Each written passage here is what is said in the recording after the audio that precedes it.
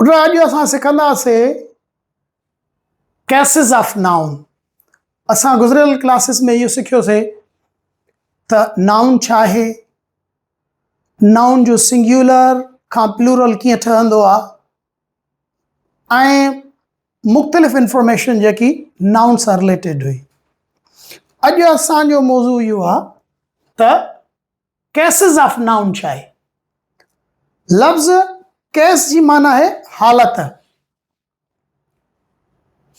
हाणे जॾहिं बि मां केसिस जी ॻाल्हि कंदुसि त उन में ईअं हूंदो त जॾहिं जुमिले में नाउन इस्तेमालु थींदो त पोइ उन मां असांखे ख़बर पवंदी त हिन नाउन जो जेको आहे उहो केस कहिड़ो आहे।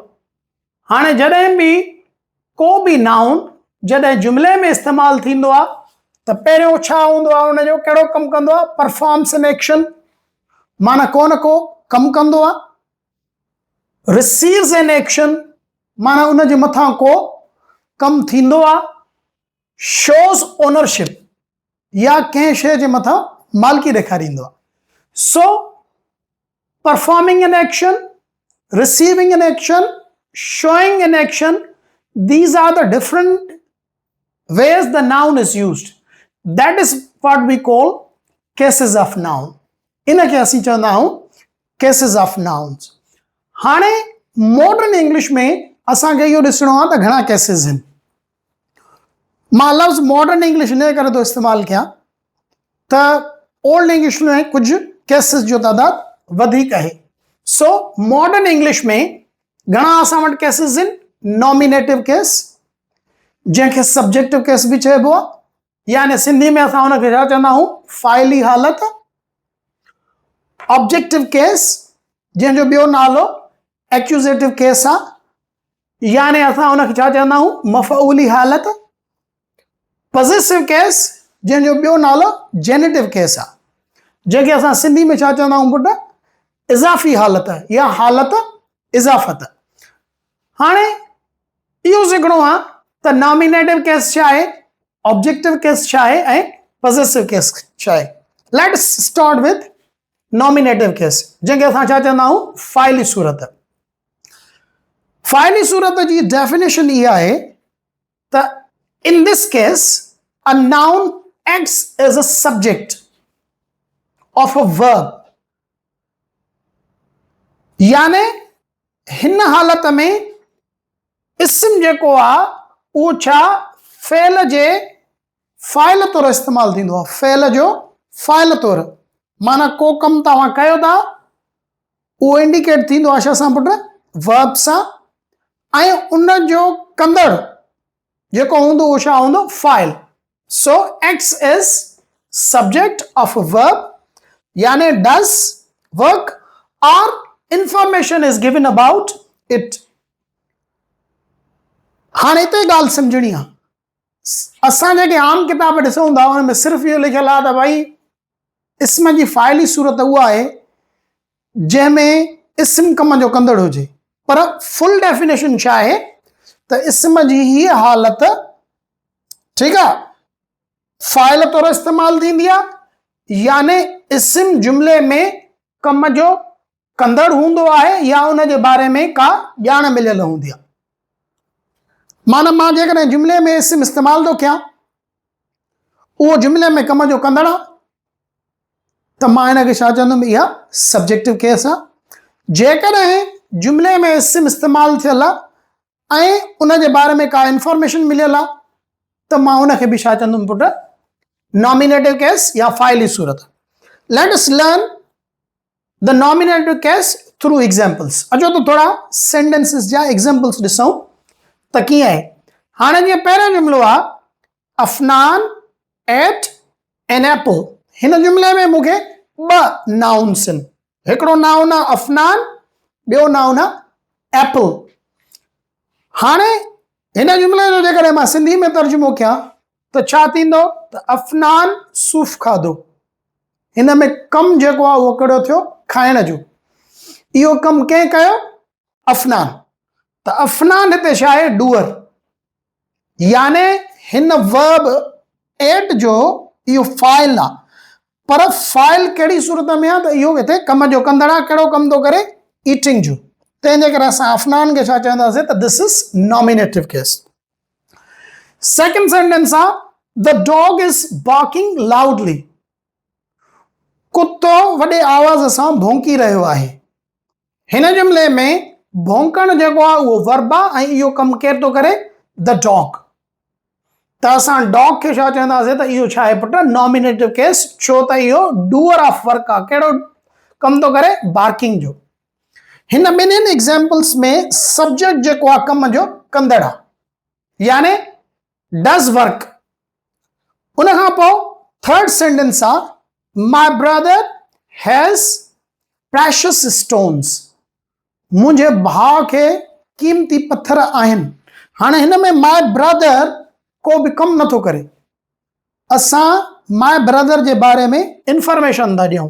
कहिड़ी इंफॉर्मेशन था ॾियूं त उनखे प्रेशियस स्टोन्स आहिनि तंहिंजे करे बि असां हिन माय ब्रदर खे छा चवंदासीं त हीउ छा आहे पुट सब्जेक्टिव केस आहे हिते कम जो कंदड़ न आहे पर हिन जे बारे में असां का इंफॉर्मेशन था ॾियूं the book was on the table किताब टेबल ते हुयो हिते किताब भी कम जो कंदड़ न आहे उन जे बावजूद भी सब्जेक्टिव केस आहे उन जो रीज़न कहिड़ो आहे त हिते असां बुक जे बारे में छा था ॾियूं इंफॉर्मेशन त उहो काथे हुयो टेबल ते हुयो सो इनखे जेकॾहिं सम अप कंदासीं त छा थींदो त इस्म जो नॉमिनेटिव केस यानी सब्जेक्टिव केस उहा केस हूंदी आहे जंहिंमें इस्म कम जो कंदड़ हुजे या उन जे बारे में का ॼाण मिलियल हुजे उन खां पोइ असां वटि इस्म जी ॿी केस ऑब्जेक्टिव केस जंहिंजे बारे में मां तव्हांखे ॿुधायुमि त कुझु ग्रामेरियंस हिनखे एक्यूज़ेटिव केस बि चवंदा आहिनि What is an accusative case? Let us have a look at the definition of it.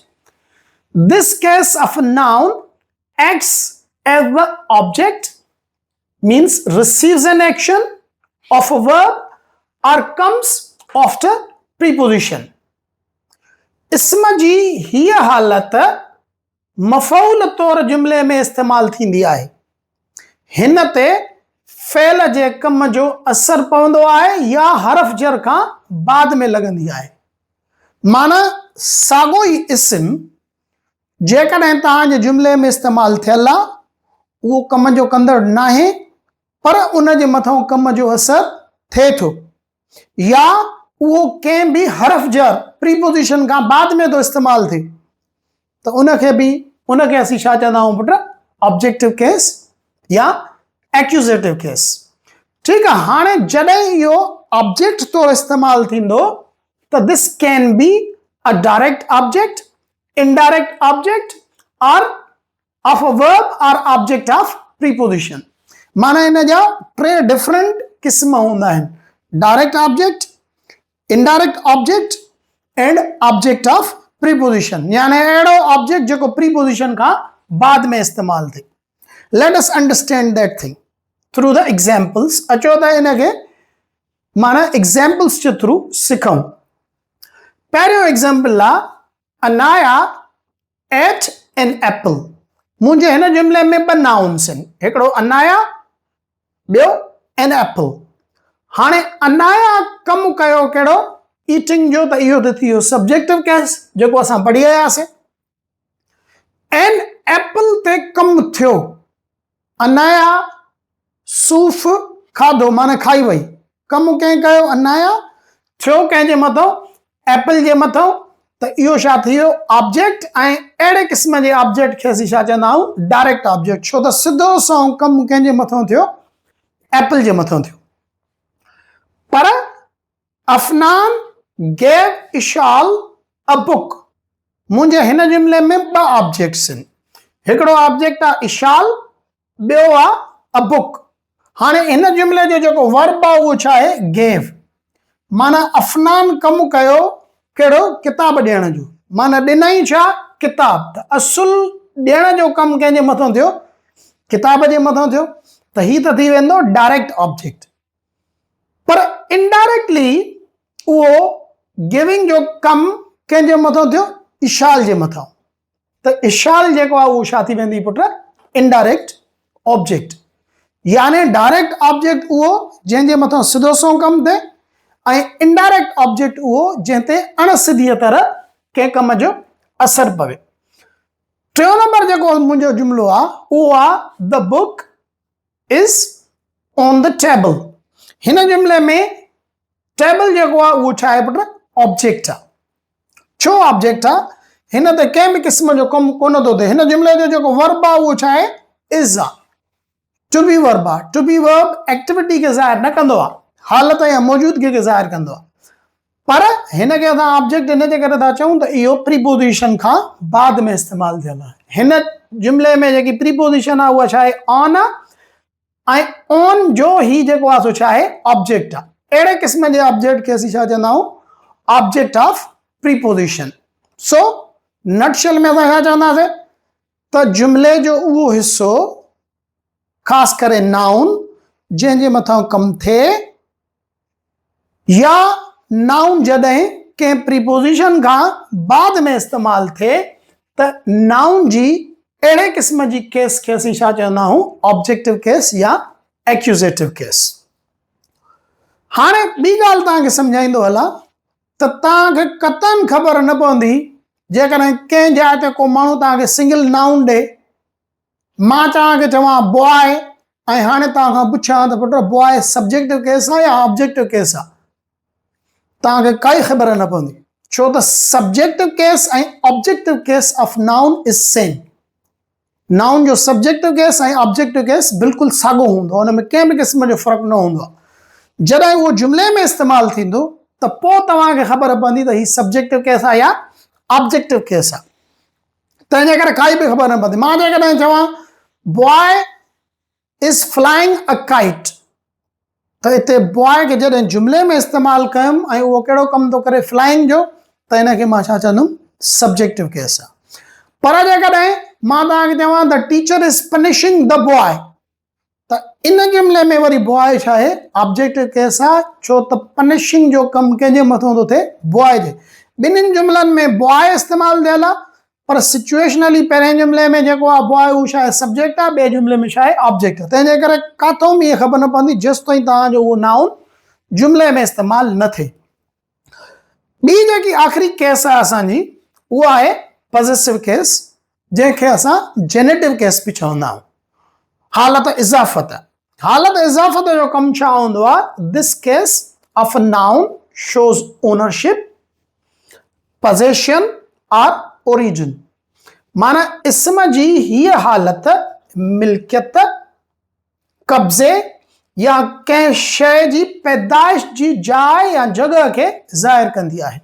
मिल्कियत माना तव्हांजी का ज़ाती मिल्कियत आहे, उनखे ज़ाहिर करण जे लाइ असां कहिड़ो केस इस्तेमालु कंदासीं नाउन जो पॉसेसिव केस इस्तेमालु कंदासीं। कब्ज़ो यानी जेकी तव्हांजी हाणे पोज़ेशन में आहे, you are not the owner but now it is in your possession, त उहा तव्हांजे कब्ज़े में आहे ऐं असां ॿुधायूं था दादा हीउ कंहिंजे हवाले या कंहिंजी पोज़ेशन में आहे, त उनखे ज़ाहिर करण जे लाइ बि असीं पॉसेसिव केस इस्तेमालु कंदा आहियूं। या वरी हिकिड़ी शइ जो ॿी शइ सां लाॻापो ॾेखारींदा आहियूं त उनजी ओरिजिन किथां आहे, उहो किथां जो आहे या किथां जी आहे उहा शइ, त उनखे ज़ाहिर करण जे लाइ बि असीं छा इस्तेमालु कंदा आहियूं पॉसेसिव केस। हीअ त थी वई इन जी डेफिनेशन। थोरो अचो त मां तव्हांखे ॿुधायां जुमिलनि जे थ्रू। पहिरियों एग्ज़ाम्पल आहे दिस इज़ ख़िज़िर्स कार। तव्हां ॾिसो त हिन में जेको नाउन आहे ख़िज़िर न कम जो कंदड़ आहे न कम जो सहंदड़ आहे, पर इहो मालिकी थो ॾेखारे कंहिंजे मथां कार जे मथां। त हिन क़िस्म जे नाउन खे अहिड़ी हालत खे नाउन जी हिन केस खे असीं छा चवंदासीं इट इज़ पॉसेसिव केस। ठीकु आहे। हिते छा थो ॾेखारे ओनरशिप, माना कार कंहिंजी मिल्कियत आहे ख़िज़िर जी मिल्कियत आहे। The teachers lounge is down the hall, माना टीचर्स जो जेको लाउंज आहे जिते टीचर्स वेंदा आहिनि, जेके असां लोकल हिते चवंदा आहियूं टीचर्स रूम, उहो किथे आहे हेठि हॉल में आहे। हाणे असां ईअं न चवंदासीं त हिते जेको टीचर्स आहे उहे जेके आहिनि सो मालिक आहिनि उन्हनि जा, पर हिते असां छा था ॿुधायूं त presently it is in the possession or in use of the teachers for sitting when they are free from their classes. So the teachers lounge is down the hall हिन में जेको टीचर्स आहे जंहिंमें एपॉस्ट्रॉफी बाद में लॻल आहे इनखे बि डिस्कस कयूं था हाली। इनखे असां छा चवंदासीं पॉसेसिव केस, छो त इहो हिते छा थो ज़ाहिर करे पोजीशन। टियों नंबर जुमिलो आहे the sun's rays are warm, सिज जा किरण जेके आहिनि उहे गरम आहिनि। हिते असां ईअं न चवंदासीं त सिज जेको आहे उहो मालिक आहे या पोजीशन में रेज़ जेके उहो सिज जे में। हिते मक़सदु इहो आहे त उहे रेज़ जी ओरिजिन किथां जी आहे, माना किथां था निकिरनि, कहिड़ा रेज़ किथां था निकिरनि, जेके सिज मां था निकिरनि।